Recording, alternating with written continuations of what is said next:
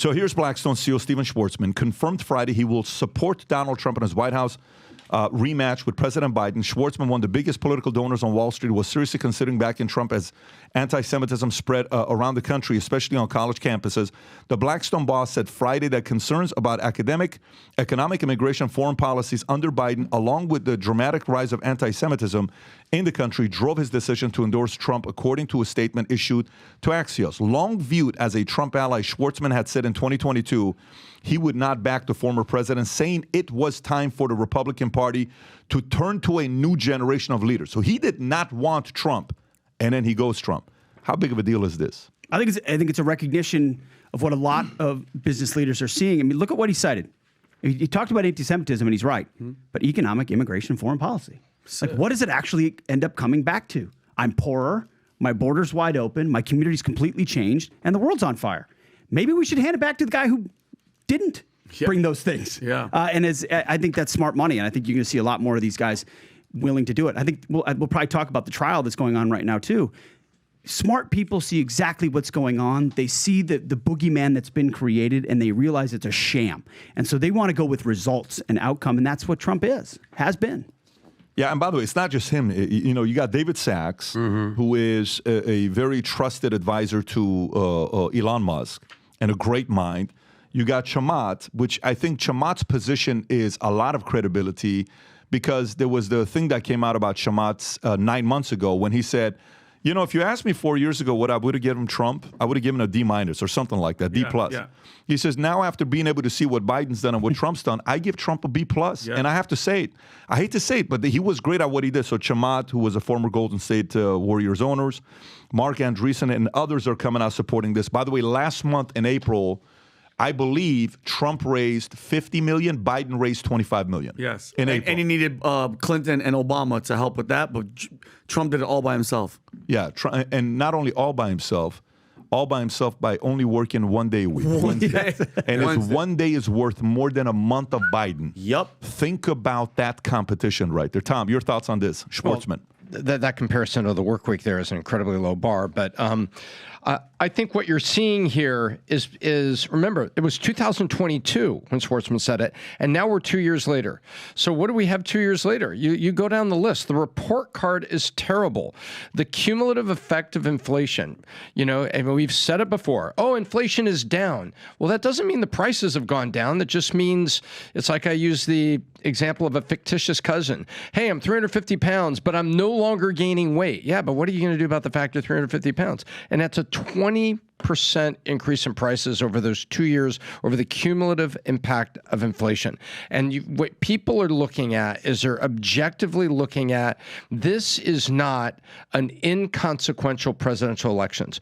We've had presidential elections at time in this country where you could argue, I would argue, an election is always consequential. But at times we have relative peace, relative prosperity. People sometimes don't think it's too inconsequential who you elect. Well, you know, maybe it doesn't matter so much here and here. Maybe it's as a George Bush Sr. versus Perot versus Bush. Well, maybe it's not doesn't really matter too much. Maybe it's one or the other. And what people are seeing now is just how freaking important the election is. And you've got people that are walking back from the social stance. They were taking social progressive stances, and now they're stepping back and saying, wait a minute.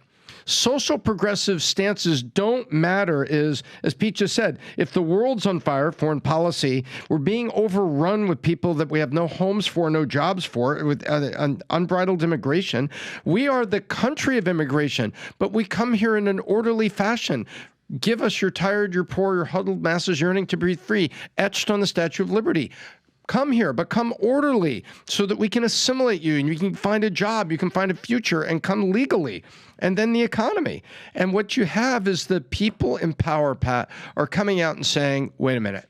I can't do this. And I'm going back the other way. And you're seeing it in Silicon Valley. In Silicon Valley, the election, you go back to 2008 and 2012, I was out there. It was a cultural progressive election for Obama and the reelection of Obama. That's what it was. It wasn't a national thought. There wasn't depth to it. It was a progressive. We're going to have our first African-American president, which is not necessarily a bad thing. it's historic. It's not a bad thing unless he doesn't turn out to be a good leader making good decisions for the country. And, I think people are coming out now and people are saying, you know what? I can't do this. As James Carville has famously said, it's the economy, stupid.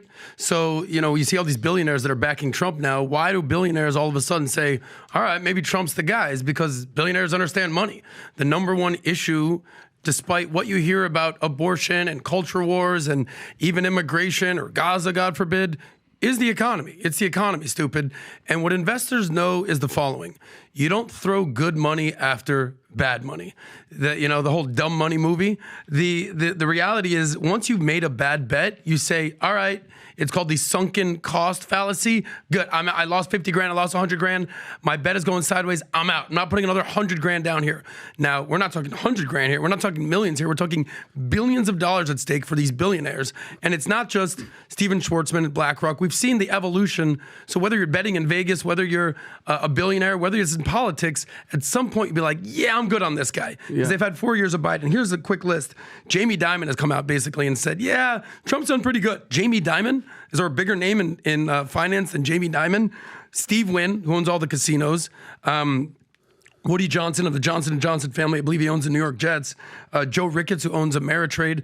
All these guys are billionaires. Are like, by the way, whether it's The Rock, who we just talked about, whether it was Rogan, Elon Musk, none of these guys, I would assume, voted for Trump in 2020. And it seems like they're all gravitating this way. It's gone so far that now Trump, he made an announcement that he might be even considering having Elon Musk as part of his cabinet. This is where we're at today. And you know what they say? Everybody always says this quote. I hate to say I told you so. No, we told you so. We said it from the beginning, and look how everybody's turning now. The Michael Rappaports, the Jamie Dimons, and all these people. We told you from the beginning, everything from Russia to COVID to he's a Hitler, he's a racist. All that stuff is dwindling down, and now everybody's coming out going, wait a minute, you know what? You guys were right. You know were what? right. Let me hear Pete's talk. Yeah. Go ahead, Pete. No, and the Hangover is over. Of the Progressive Hangover. Good movie, by the way. Very good movie. I love it. Meaning it was very convenient and easy to float along with reaction to George Floyd, post the Black Square, DEI, all the defund the police, all of that, all the climate change stuff. It was very easy, whether you're The Rock or a corporate CEO, to say, oh, of course we're doing these things. This is what we support. This is inevitable. Biden was a part of that. Obama was a part of that. Yep. It's very easy. And Trump was an easy boogeyman to sort of say, well, of course I can't go for that guy.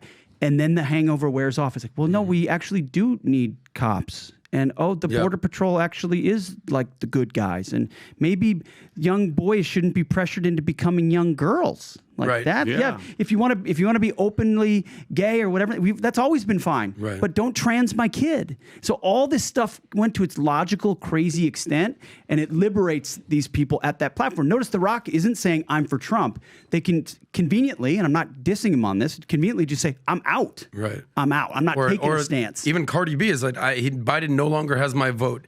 Rock says no longer. So but they're not taking a stance for that. Right. Those people is taking a stance. Vinny, you bring up a good point. Like I told you so. But we did. What's the reason? Because as Pat famously says, more is caught than taught. Big time. So, like in the famous movie Scarface, it's in the eyes, Chico. The eyes never lie. People have to actually see what happened under Biden. I'm okay with that. I'm actually totally okay with that. Again, that guy, the anxious generation, gives the argument more credibility because he's now willing to move.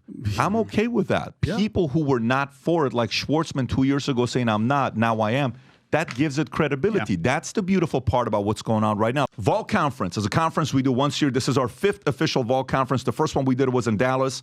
450 people showed up. This one's going to be 10,000. Last one we had 2,500 people at Palm Beach at the Diplomat, which we had Tom Brady at. Unbelievable event. 3 days, 3.5 days. 200-page manual, entrepreneurship, raising capital, PEs, VCs, executives, salespeople, consulting firms, 180 plus different industries. That was last year. And I told everybody last year, this year was going to be magical because we're doing it in Palm Beach Convention Center. AV is going to be magical. We've invested so much investments on back end for this event that's taking place in Palm Beach. And we have been trying to get together, me and this other guy that you guys probably know. Finally, we agreed to do this. He agreed to do this. He's all over the world. He's got a message he wants to tell you guys being at the Vol Conference. Rob, if you got the clip ready, go on and play this clip. Go ahead and play. Get out of here, dude. Dwayne "The Rock" Johnson here, man. I am pumped. I got some big news to share with you guys. I cannot wait to join all of you guys down there at the Vault Conference in Palm Beach, September 4th through the 7th. I'm going to be sitting down with your host and my good buddy, Patrick Bet David. We're going to chop it all up from leadership, entrepreneurial spirit, business strategy. We're going to chop up our journeys. We're going to chop up so much more, including all the various industries that we have been lucky and fortunate enough to build enterprise in. So I cannot wait. September 4th through the 7th. It's going to be a historic conference. I cannot wait. I will see you down there, Palm Beach. Back to work for me because the rent is always The due. most electrifying man on earth will be at the Vault Conference. 3.5 days. And by the way, it's going to be absolutely insanity. We had a conversation over the weekend about the fact that, hey, everybody's been saying, hey, can we one of these days do a podcast together? So the first time we're going to do anything together, we'll be at the event, 90-minute conversation. And some of you guys may even get a chance to meet him, picture. Who knows? Who knows what things? There's going to be a lot of weird announcements we'll be making. Here's all I will tell you. This is not the last year, if you guys remember at the Vault Conference, how many husband and wives attended? It was hundreds of husband and wives. Some people brought their sons, like they were coming as a family, legacy planning. What do I do? Business partners. There's a couple people this year that are planning on bringing 100 people, their entire company, executive team, sales team. So it's going to be wild. Looking forward to it. This is not an event to come by yourself, but make sure you get yourself, your spouse, your business partner, your team registered to attend the Vault Conference, because I'm telling you right now, when this sells out and you call the consulting firm and they tell you we don't have any more tickets, you cannot be upset, because we're not bringing The Rock back next year. We're only going to do this one time at the Vault Conference, and I hope you get to join us. Get registered. We'll see you guys there. So if you like this clip and you want to watch another one, click right here. And if you want to watch the entire podcast, click right here.